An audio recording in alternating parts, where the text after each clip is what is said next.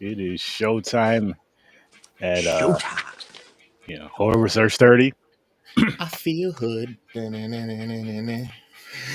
But I would be back for episode 550. Oh, awesome. Now, Trevor, can you Yes. please tell us how to pronounce this title the correct way? Okay, so Jin-Roh, the Wolf Brigade. It's actually a play on a term Jin-Roh, which means werewolf. So Jin-Roh or Jin-Roh. And this Closest. is why we call him Uncle T, Professor T, aka our foreign correspondents, because of stuff like this. And it's not just Asian. He does it with Spanish. He does it with everything. So we're good. Chris, you got to step up with the Spanish stuff. Yo no quiero. Hey, Taco Bell. Así es la vida. C'est la vie. No, seriously though, like I love what Trevor brings to the show, and I know everybody that watches loves what he brings to the show. And I love what everybody brings to the show that comes on here, because we all bring different, unique things. It's interesting. Well, thank you for continually having me. It means a great deal. So thank you, man. As long as you want to be here, you could be here. Yeah, nobody else is coming. Yeah, I bring the. We love you here, man. It's just us. It's just us, guys. But we're back again for another animated horror over here on Horror Research 30, and I'm really loving this run. This one I didn't enjoy as much as I did the last couple of movies. It felt a little slower, and when I was looking at animated horror movies, this was put under like horror. I was thinking of more of a horror film. Not that the stuff that wasn't going on in this movie was horrific, but it was more of a thriller than like a horror, like scary type of film. And again, scary as in horror film, scary, not scary as in real life situation type of shit. It's different, people. It's different. If that's the case, everything's scary. But really quick, I do want to say, I'm going to dive right into my early rating. I'm going to give this one a 5 as of right now. But of course that can change. But let's go around the horn with our ratings, if you do have them right now, if you want to go last or whatever. But Trevor, do you have your rating right now, good sir? 9.5. And why I say that is, I've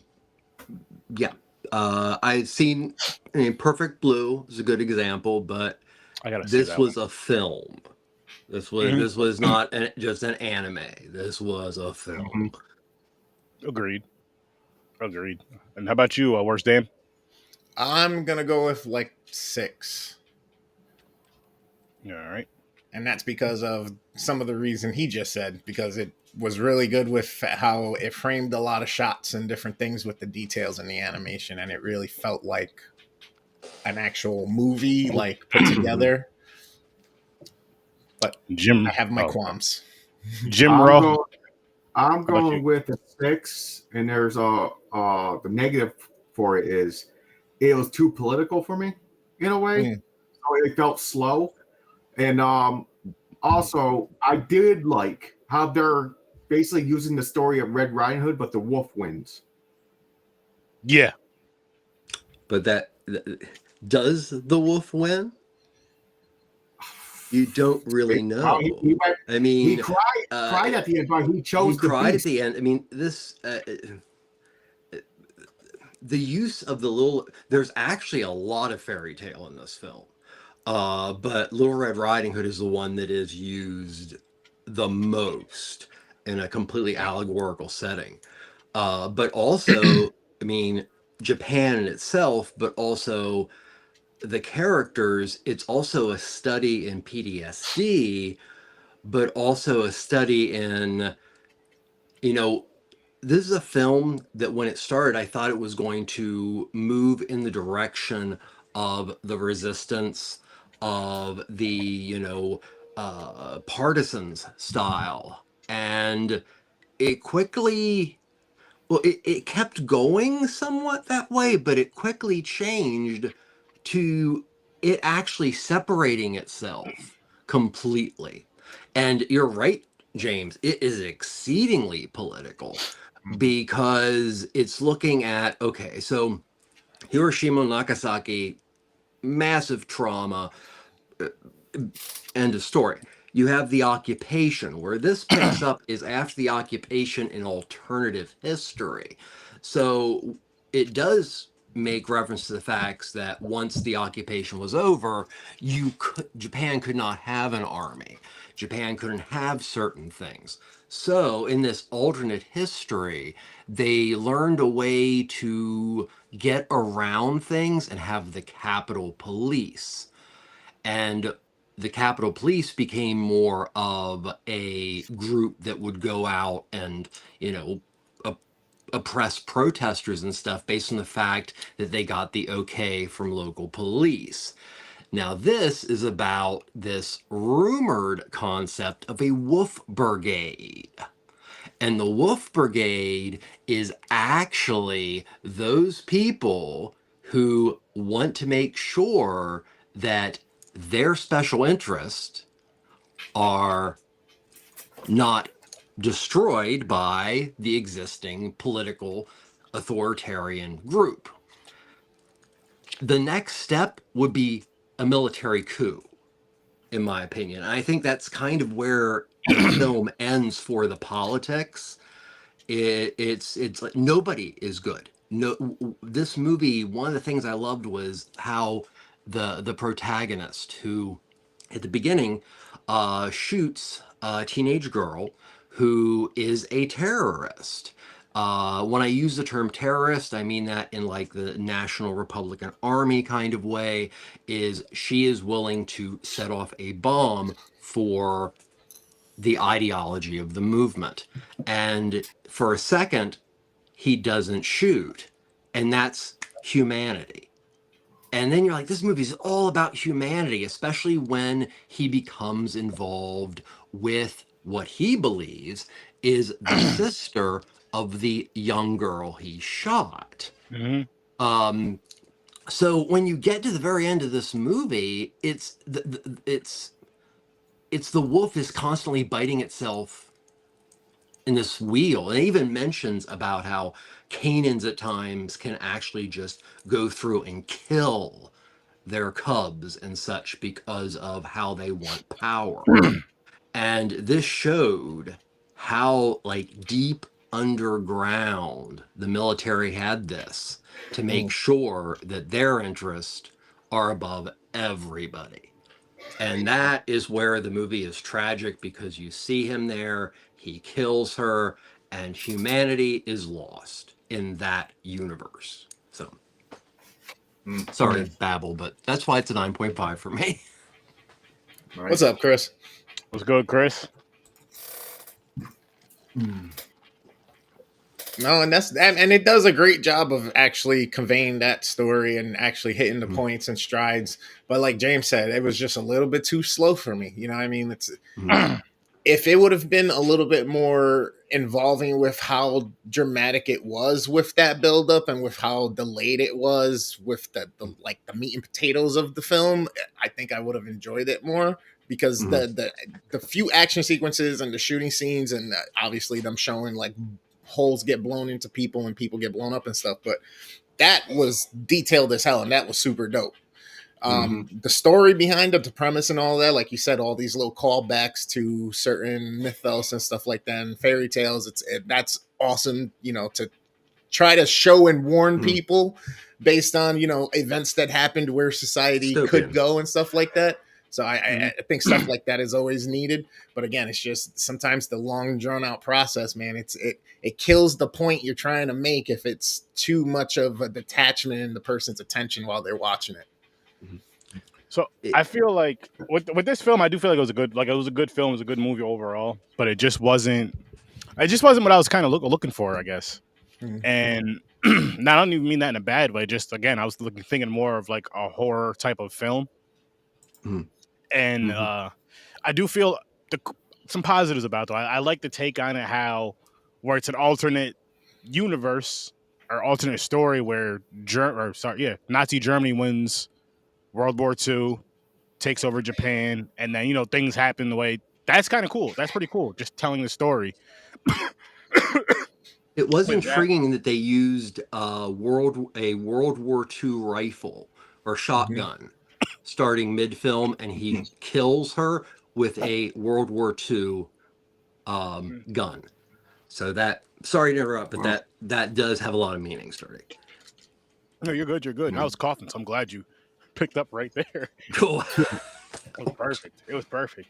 But I also like what Trevor said earlier. It did not feel like, I watch a lot of anime. This felt more live action movie than anime. There's a reason for that to me. Yeah. And I'm with you too, James, with the whole politics thing. Not really my thing, and I think maybe a big reason just because of what's going on now. That's just like, I don't want to see politics in my entertainment right now. Not that it's bad. Not saying that, but just like right now, I kind of want to steer away from that bullshit. But that was probably my biggest gripe with it, and just the horror. Like I said, the horror aspect, and that's why it's a 5 for me. Well, the thing that's interesting about this film is exactly that. Is like, why was it an anime? There's no reason for this to be an animated film, and I'll explain why it is and why it was. But all the shots and everything could be done completely live action. Trevor, and I just want to just really quick before you tell us why. Can we guess before you tell us? That's fine. I think it'd be fun to guess. And for me, really, guess what? Guess why? Because he's saying they should have made it live action, but there's a reason why they made it animated. So before he tells us why they made it animated, I'm like, I want to guess. If you guys want to throw in a guess too, feel free. If you're in the chat, you want to guess something, feel free. Don't be shy in the chat, by the way, people. Say what's up. Say hi. Join the conversation. It's fun. So for me, I'll say just because, for me personally, it makes it an easier watch. Watching this type of film, it's an easier watch. It's more comfortable. It's more enjoyable in a sense because you can still kind of separate from it with the fact of not seeing real faces, with the fact of seeing the animated faces. So it doesn't hit as hard as it could. It hits hard though, but it doesn't hit as hard as it could if you're seeing an actual human. In my opinion, I feel like that's why they did it, but I could be wrong. But do you guys have any guesses? Or I think it's going to be something deeper than we're thinking. Trevor's going to have some fucking behind the scenes directors taking a shit together, and they discussed it, shit like that. But I think it was animated. It maybe the tone of it, like make it grittier, darker. I don't know. If I had to guess, it's literally just to kind of deliver the message and kind of because it's a new time, right? This was the 80s. This is like 40 years after Hiroshima and all that stuff, but there's still lessons to be learned and warnings to be had from some of the events and stuff like that. So if it's meant to be a warning or hey, here's what could have happened or here's what we wanted to happen type deal, then obviously during the time when anime's booming and starting to grow, you got so many more eyes on it. How do you get more people on the program? You shove it in front of them in a form that they'll sit there and watch. No, you're absolutely right. You're absolutely right. And I mean, it goes back to a conversation I was having last night on Troy Hill Talks, which is an awesome show. You guys should go check out his channel, Troy Hill Talks, over on YouTube. But we had a conversation pretty much about how, like, with Black Dynamite and Undercover Brother, there's a lot of messages in both of those films, but they do the comedy aspect of it to make it kind of easier. You see it, you're laughing, but you see it.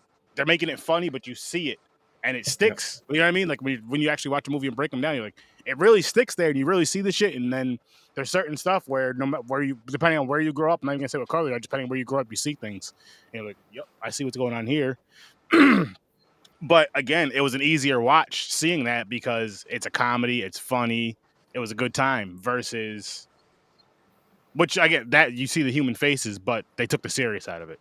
You know what I mean? You put the serious in, but like with this animated film, they take the human faces out of it. So I feel like it almost, even though this movie wasn't funny, the one we watched tonight was not funny, But I feel like it almost kind of just gives, like I said, that more comforting kind of thing when at times you want to touch on social things or whatever the case may be, whatever's going on, but in a way to where it's more digestible, to where either comedy or animated or whatever.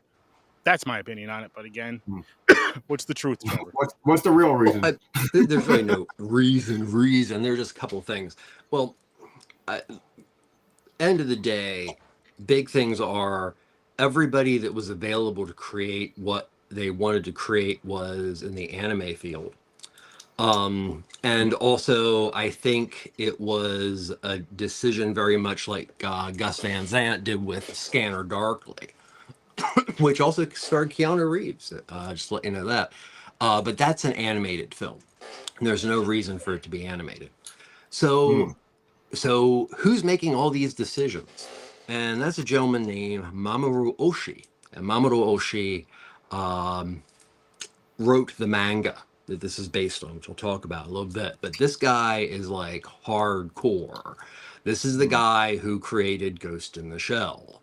And how this film ended up being made is he wanted it. Okay, so it was from a manga called Caballeros Panza Cop from around 1987.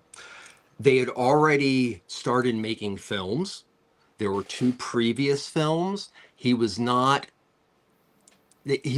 as directly connected. From what I understand, they're okay, but they're really not that wonderful, very typical anime. So he wanted to create a film that he felt would represent what is the first part of that manga series. And that was to literally create a tragic film. So he is given the chance because he is like, okay, guys, Bandai, I give you the rights to Ghost in the Shell, and I'll do this and we'll do that and that. But, and this happens in Hollywood all the time. I mean, look at the Star Wars franchise. Hey, so you've been doing all this stuff for a really, really long time, and you've got all this amazing stuff, and we want that one. We want that one that is the crown jewel and has made the most money. Will you let me write and control the film that I want to make, which is the 3rd film of the Caseros saga, which is this. So this is a movie, but it uses the tools and the aesthetic of anime. So that's what they were doing with it. Very much, as yet again, I keep bringing it up, is Perfect Blue is another example. I think being animated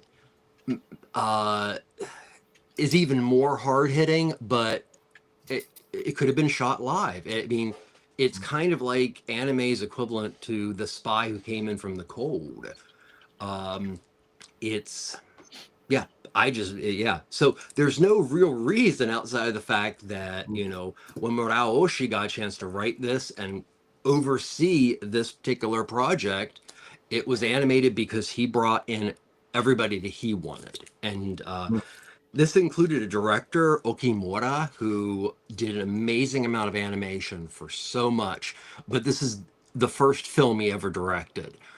So there are other names connected to the direction, but that also has a lot to do with Oishi being able to have as much control as possible. So that's why it's animated. Wow. That's awesome. Yeah, I really liked it. And I'm very excited to see the remake from Korea. So Wow. I enjoyed the art style. To me, it was like watching like a bigger budget G.I. Joe type art style from back in the day, the He-Man G.I. Joe style, but the people looked like they had substance to them. Like it looked like they had flesh and like thickness to their skin and stuff. And the other thing I noticed too is they really got facial features and like they really looked Asian. Like they really looked Japanese. You know what I mean? I was like, holy shit. Agreed. It's a film that decided to, in its 3rd installment, go against all the rules of anime. And in 1999, I mean, he made a good enough deal that in 1999, this film was shown on screens for the first time in a small but significant Cannes Marche du Film competition. So yeah, they also knew when it came out. They were like, "Oh, how are we going to market this?" Well, let's throw it at the art house circuit first and see what happens. So, Huh. Yeah, Ghost in the Shell is political too. I never got into that one. It was too much politics one? going. Ghost in the Shell. Ghost in the Shell. Oh yeah, very political. Actually, there's various discussions online and a couple videos that I came across that tries to connect this specific film to eventually Ghost in the Shell, like it being a prequel. Oh wow. Yeah. Wow. Interesting. I need to revisit Ghost in the Shell. It's been a couple decades, but I probably will. You've got me on a bit of an anime kick, Sir Sturdy. Yeah. I'm getting my cell phone. When I keep saying I'm gonna start these shows, if I don't start it by the end of this week, it'll definitely be next week. Because I'm just like, these movies are just getting me hooked on. Like, I gotta see this. I gotta see this type of deal. Yeah, it was all right. It was like, again, I said, the politicalness was, it's needed for what it's wanted. It just felt so just long and drawn out with some of the things. But again, overall decent. Can't complain. I wouldn't watch it again, but I'm not mad that I did watch it. Yeah. Especially since we're filling, all these new movies that we haven't experienced and all that stuff lately. It's nice. It's good. And I mean, the dope thing about doing stuff like this is people out there that are watching, say, especially there's some there's some anime fans watching tonight, let's say, or just movie fans in general. It's like, it's a good movie to go check it out. It just wasn't what I was looking for and expecting and kind of wanting at the time. Not a bad movie, and a 5 from me is not bad at all, because you guys know I do the -10 shit. So Nice. 5 is very good in that aspect of it. I have weird ratings and all that stuff, but I did just make an executive decision just based on the way Trevor was discussing this movie. So we're gonna be reviewing this film next Thursday. Yes, because I'm like, you know what, my guy Trevor, he's talking about this movie. He's bringing this movie up, and the way he's discussing it, it's for a reason. He doesn't just do this shit. He doesn't waste his breath. Like when Trevor speaks, he speaks. So I'm just like, this is one of those that we're gonna check it out. We're gonna check it out. That's awesome. And I'm gonna give you guys a heads up right now. So after next Thursday, I'm off. Me and the wife are doing a little staycation. We're getting a room, just getting away from the house and the kids and shit. So there will not be a live show that Thursday, but I'm saying this now, and I'll talk to the guys behind the scenes as well, but I'm going to try to get out at least 1, maybe 2 pre-recorded things of some animated stuff for you guys, if possible. I'm going to talk to these gentlemen behind the scenes and kind of see, how everybody's schedule is and all that good stuff. But, yeah, so be on the lookout for that. So if you see some Horror Research 30 stuff in 2 weeks, that's live. It is pre-recorded. I'm just dropping it that week so you guys can see it. So if you guys comment, we're not responding. You can cuss us out if you want, but we're not going to respond to it because we're not really there. But just letting you know. Yeah. And the whole art design. I'm sorry. Oh no, that was it. I was just going to say for the whole Perfect Blue thing. So yeah, so we're going to be doing that in a couple of weeks, and I'm excited. For everybody out there, like the art design for the soldiers and stuff like that, it gives you this very Resistance, the game from like the PS3 days, and like Kill Switch vibe.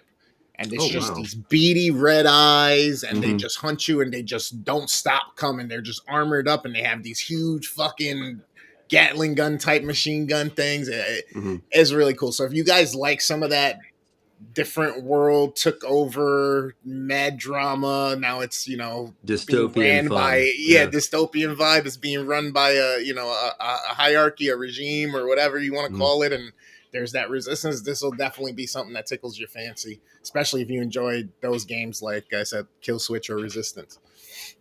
And also the part where you see him, because he's trained to be You're back. a wolf, like just attack, no humanity at all. But you see him breaking down and getting that humanity back a little bit. Yeah, it's Beauty and the Beast, but who is the Beast and who is Beauty? Exactly. And at what time are each? Yeah. So, and yet again, there's another very overt fairy tale reference. Now, obviously, that's the biggest thing at the end there. You know, she's in his arms. I don't want to give too much away, but No, you go the ahead and girl, spoil. like the girl, like they discussed earlier, who the I guess he's the protagonist in this movie, which is weird because he could also be the antagonist, but he's embracing the young girl that he thought was the sister to the child that he killed at the beginning of the movie, and she goes off saying, you know, the bears, the what is it? The wolves. Oh yeah, if he he's gonna huff and puff and blow your house down type deal. And then there's a gunshot, and she's just still, and she goes down. My question to you is: did the gunshot come from him because he had his gun up to her, or was it the other dude that was over on the side in the bunker, or was he just there in case? I think it was him because I didn't see. I didn't see smoke coming off his gun. Oh, yeah, I don't know. I did. I don't remember seeing it come off his gun. No, I didn't either. And he says good, and I think that's a reference to what is said. There's a little bit at the end, but it's not really that important. Is that, you know, he is a beast. He is a wolf. He is now completely, as they feel, potentially under their control, which is never really, you know. But it's also weird in the fact that the young lady that he has become so close to and feels that he can in certain ways find redemption through befriending, if not falling in love with her, what is supposed to be her sister, ends up actually being a resistance fighter, and she has been arrested, and she has been basically given a deal because, you know, what could bring the government down more than anything, especially when the first thing that's going to go is when the government combines, is this special soldier unit. So she's actually working to get him killed. But still at the end, there's this bond. And that's what makes it even more tragic. It is a hopeless bond. And it's how low will people go to survive, or, you know, how low will people throw people under the bus until they figure out, wow, I actually liked this person, or this person, there was humanity there, and then it's gone. Yeah. So yeah, that's another thing that made this really, really wild, because toward the end, when it comes in to the fact that there is a military-esque coup to make sure that this special secret police aren't really secret, they're going to be out there doing martial law, exist. And they'll do slimy things like use somebody who is a resistance fighter. They will do slimy things like one of your best friends who is with you at all times and advising you is actually behind everything. This is another thing that, and I mentioned the spy who came in from the cold, the layers of just espionage and lies, and, you know, anybody could be the wolf. But what I mean, there's the whole thing about, you know, and this is not Little Red Riding Hood. Little Red Riding Hood does not, you know, we don't think of it as like, you know, eats the mother's flesh, and then a cat, which is representative, in my opinion, of the, you know, almost like the Lucifer concept. They're going, hey, think about this. Like, you're killing your kid for this. Think about this. So the cat is basically doing this in a way to warning, like, hey, this isn't right. And she goes through with it. And I think that had an amazing amount of meaning when it came to her supposed sister, because that's exactly what she ends up doing. Eating, you know, her own people, metaphorically, eating her own political ideology, metaphorically. It is a complicated film. And I would say that it's probably, without looking at a list, I would say it's one of the most important films of 2000, which that's when it was released in Japan. I feel that strongly about this one. Wow. Okay. Wow. That's saying a lot. That's saying a lot, because that's a wow. Yeah, this film tickled my brain quite a bit. It was very nice. Yeah, it's a great play on perception, right? And perspective, because Yep. no matter which side you're on, you're right to you. You know what I mean? And I always throw this as the analogy. Hitler thought he was right. Hitler thought he got saved in World War One in a bunker and a gun jammed so that he can go on and do this, what he was doing, because he thought it was God's plan and it was his divine duty. So is he wrong or are we wrong? You know what I mean? It depends on where you're looking through the glass. Obviously, we know he's wrong. We know he was wrong. Yeah. We know he was wrong, but I'm just saying. I know. Yeah. Wow, we got there. It's an example. It's an example. I'm not being anti-Semitic. I'm no, just saying. No, in no way. You know, I think we've all done a pretty good job of not flat out saying that this is a very, very important dystopian film in the genre of anime that will play both a very serious film and also an anime for anime fans that is basically a warning, very much like Orwell or Aldous Huxley, that what we are witnessing currently in 2025, we've been warned continually. Shit. But all I'm saying is that. Yep, we just me and my lady just had that conversation. She asked me yesterday, just random. She was like, "Wait, are there really like robots walking around in places?" Like I was like, "Yeah, Japan uses them in hospitals to swaddle babies. People can rent them to keep them company. Like there's all these different things." And she was like, I looked at her, I was like, "You want to watch Terminator?" And she was like, "Nope."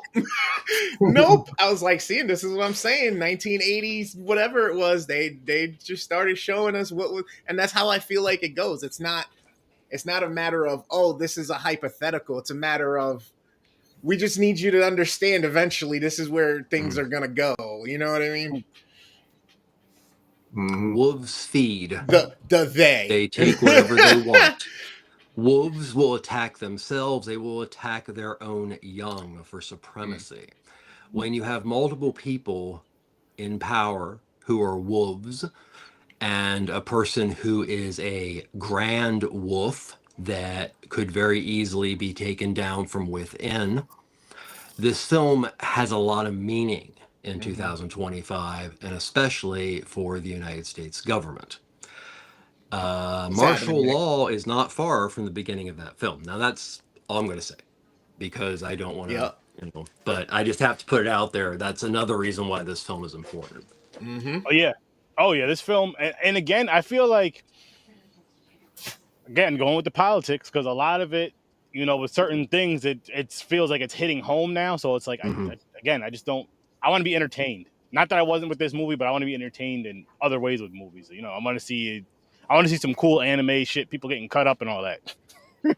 Well, you know, you bring that up. It's very interesting because, you know, when you get to the end of this film and you discover that the protagonist is actually a wolf, and you discover that the young girl who's the sister was actually a wolf, and everybody who they work for are wolves, it's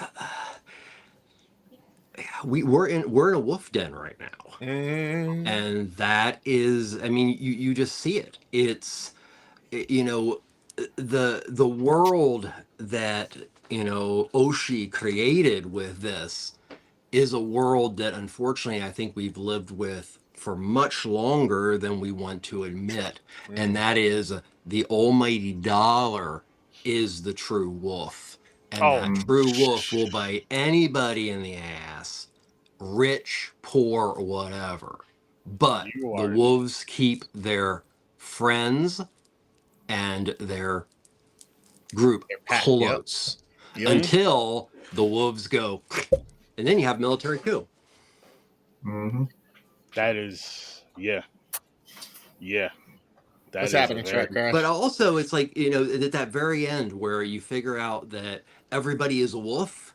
Yep. It's kind of like that feeling that you got the day after the election, where you suddenly went, how many racists are there fucking around here?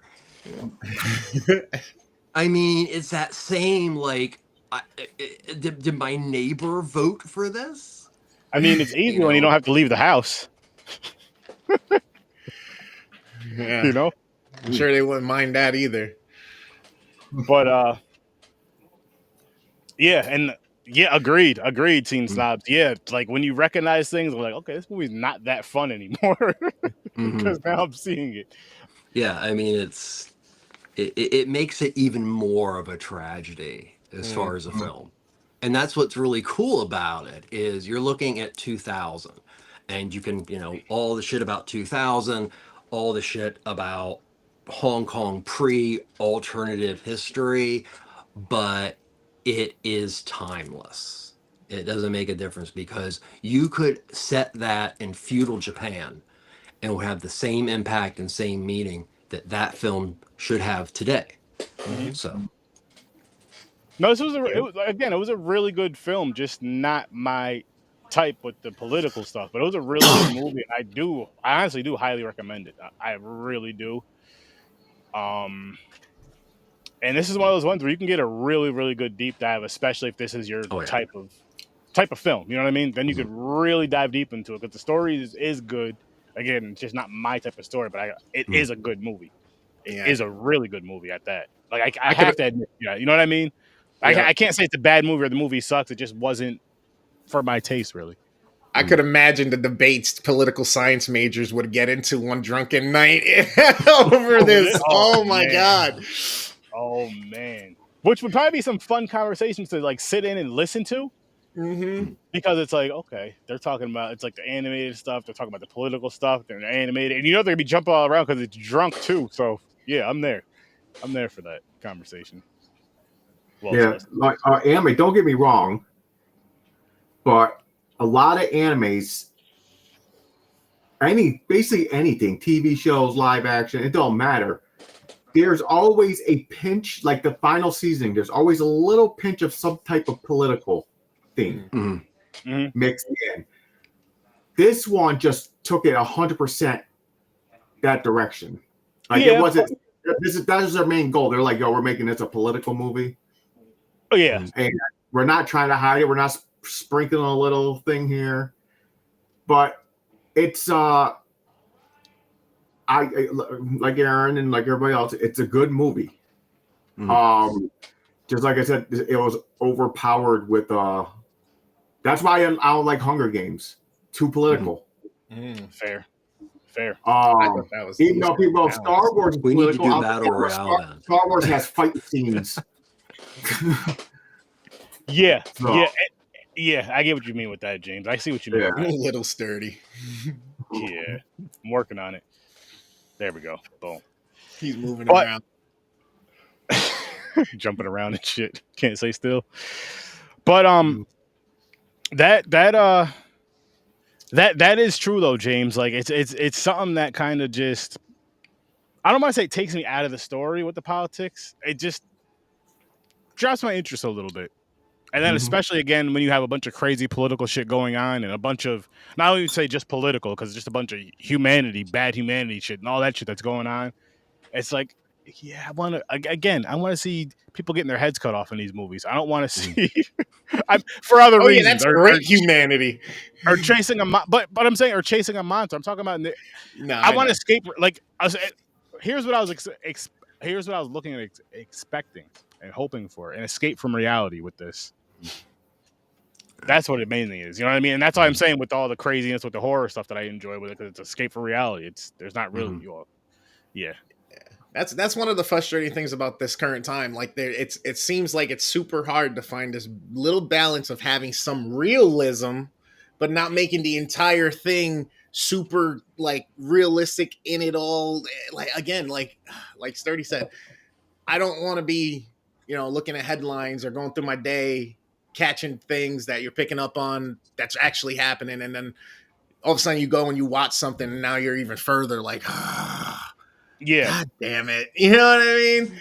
It's like, fuck, it's just compounding. It's everywhere. This shit's inevitable. Like, and it's for not, me, it's not always opposite dystopian and things like that. It, even though it reminds you sometimes of really scary reality, yeah, it sometimes is almost like it's relieving to see that there is something out there to remind us that. And I also like weird shit, so I'm gonna put that out there. Oh, we yeah, listen. it's a catch-22 because unless we actually see it and think about it, because that's what these usually do, right? You watch a movie, it stops you in your tracks, you're paying attention to the context of the movie and everything going on and developments in it, and then you're out of it again and you're back into your real world. But while you're in there, you're just like, damn, what if this was me, if or God, or so it's cool that it does that, and we need that because we get so distracted by the day to day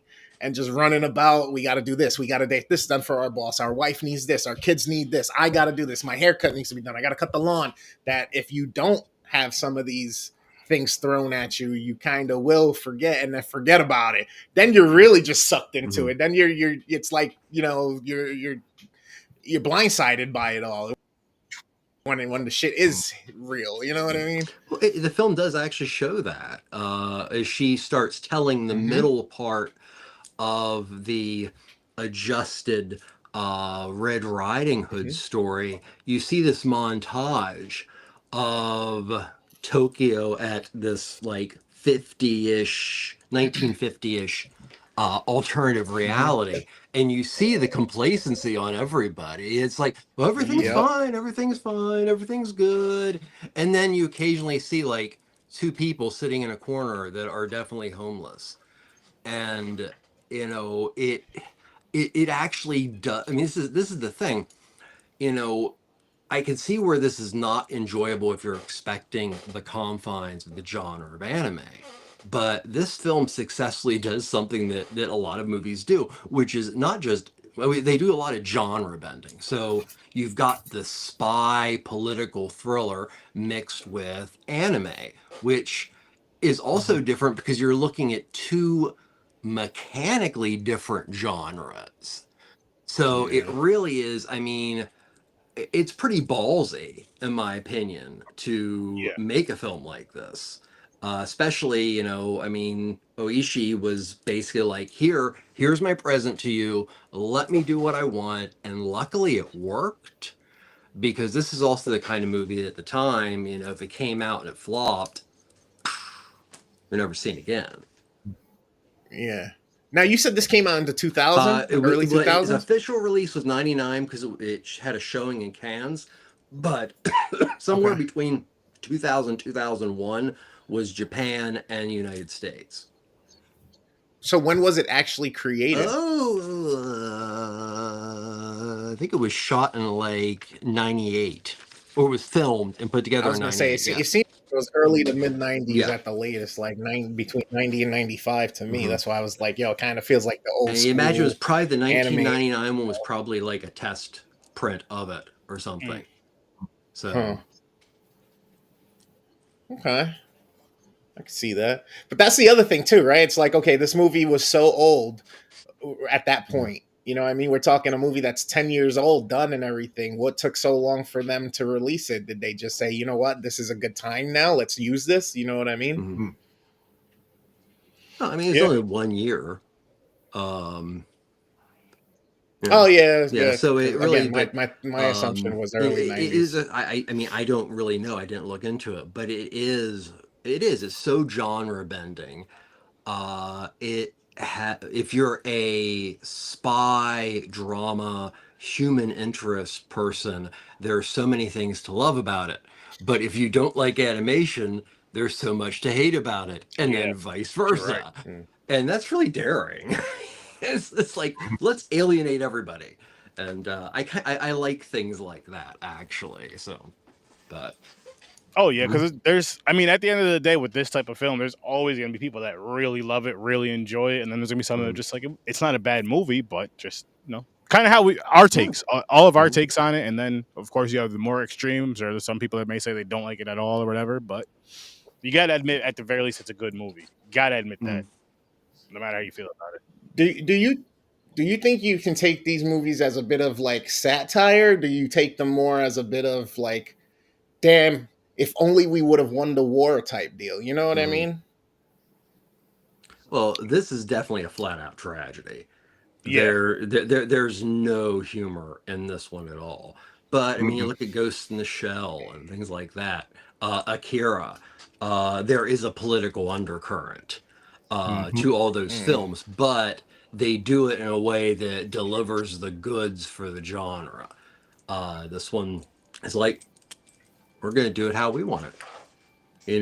Yeah, I mean, you could put live actors and everything for itself, but no, we're gonna, so yeah, it's just I think it's really cool. And Sturdy, thank you for doing this, because I've never been a big anime fan, but it's been interesting looking back. I forgot how much I actually watched, and it's been really nice to stumble upon things like this that really make me appreciate the genre that much more. Now, my next question to you is: are you gonna take it? Is it gonna make you take a little deep dive in it, like kind of mess around with it a little bit? Or? Well, it's made me interested in the idea of what is out there in the world of cinematic anime that goes against the grain. I mean, of course, there's Studio Ghibli, which is just that amazingness and pushing the boundaries of anime all the time. But trust me, with the success of this, and we're going to talk about Perfect Blue, Yes. there's got to be a lot out there that we just don't have access to, that is probably getting looked over because the most of the large anime outlets are looking to make fast money on the series and the big names and stuff like that. But I'm sure there's a lot out there we haven't seen, and that gives me a reason to go deep diving. Yeah, hell yeah.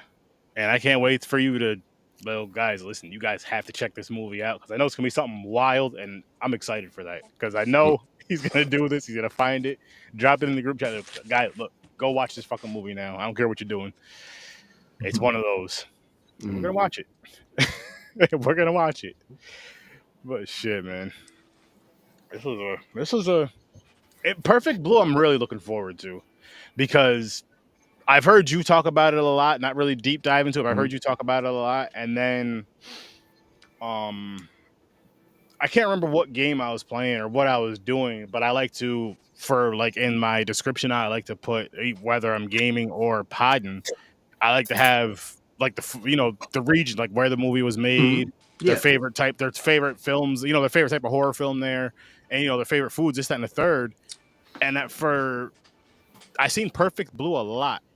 So I'm like, between that and you talking about it, I'm like, okay, I have to check this shit out. I have to check this shit out. So I was like, you know what? Got to make the decision. Sorry, Wheel, but I'm just gonna throw this shit on here next week. So we're definitely talking about that movie next week. And there's 2 movies on the wheel that, if we can, like I said, with the pre-record thing, we'll hit those up, which I'll show you guys after the show's over. But shit, man, this is a fun ride. This is a fun ride so far, and I can't wait to see where this goes. And we're getting into some blaxploitation for June. That's gonna be interesting. That's gonna be real interesting. I'm gonna put in my vote whenever you want, if you want to vote for me. I got something. It is the coolest of the Pam Grier films, in my opinion. Ooh, we'll talk. Sugar Hill. I believe that's on there. I believe that's on the list or the wheel. Awesome. I believe that's on the wheel, but yes, I can almost guarantee it is. I can almost guarantee it is. I gotta look it up and stuff and throw it together, but I have a list to throw on there. But so that'll be that. And then, as you guys know, after the blaxploitation summer, back to backpacking with Search 30, where we're just watching all foreign horror films, and I am super excited for that because it's one of those things. The reason why I'm doing these the way I've been doing them lately is because I feel, well, one, I want to see more of that genre. Like, I want to see more black horror films. And then on as far as foreign films, I love seeing foreign films, especially the horror genre. Oh my goodness. Oh my good. It's just mind blown craziness. And then after that, it's Sterno Vision. So it all comes up so freaking fast. Which Sterno Vision is just a mixed bag of whatever the fuck we feel like throwing on the wheel or whatever our theme is we got going on, which we'll think of something. I'm You thinking should of do a something. Rudy Ray Moore film during your blaxploitation June for Sterno Vision, like Dolomite. Ooh, we just did that last week on Popcorn and Pints, by the way. He has human volcano, a human tornado. Oh, there are so many of them. They're all wonderfully horrible in a great way. I love that when it's one of those ones that you're just like, this movie is so Petey bad. Weestraw, he plays the devil. That's a pretty banging one.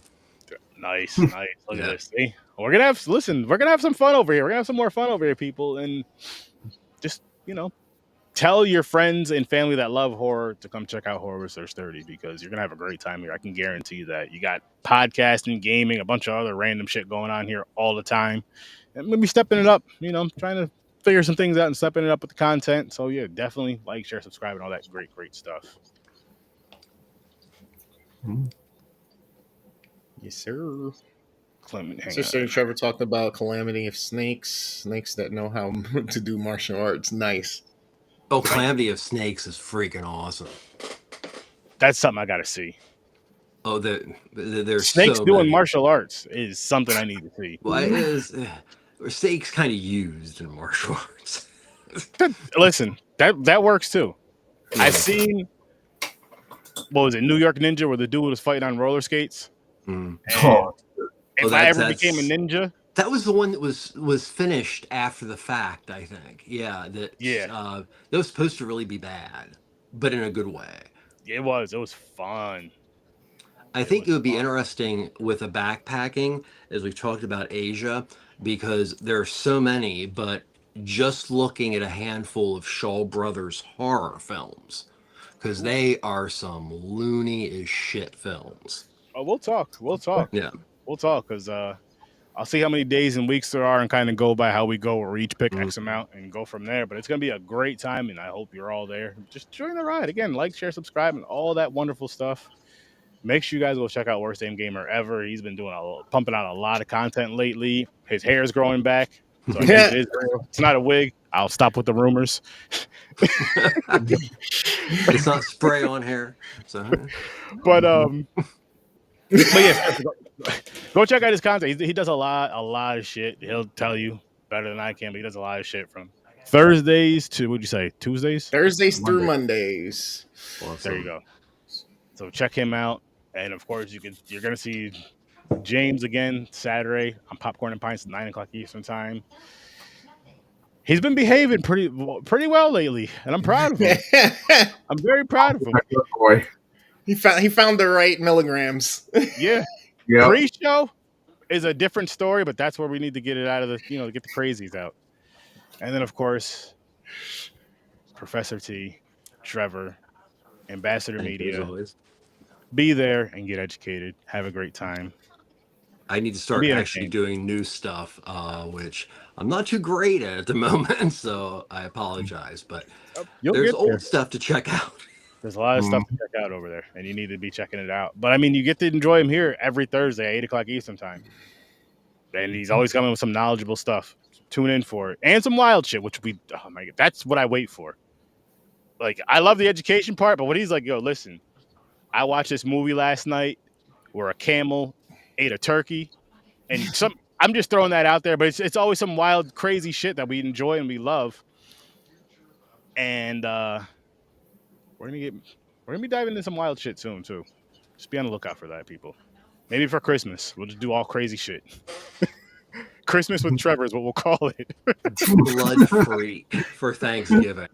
Oh Yeah, but before Thanksgiving and all that stuff, there was a wonderful yet horrible film out of Florida that was funded by a church called Blood Freak, which was about a junkie who gets better and then starts to work for this Bible thumper father's turkey farm, and they're doing weird testing on the turkey.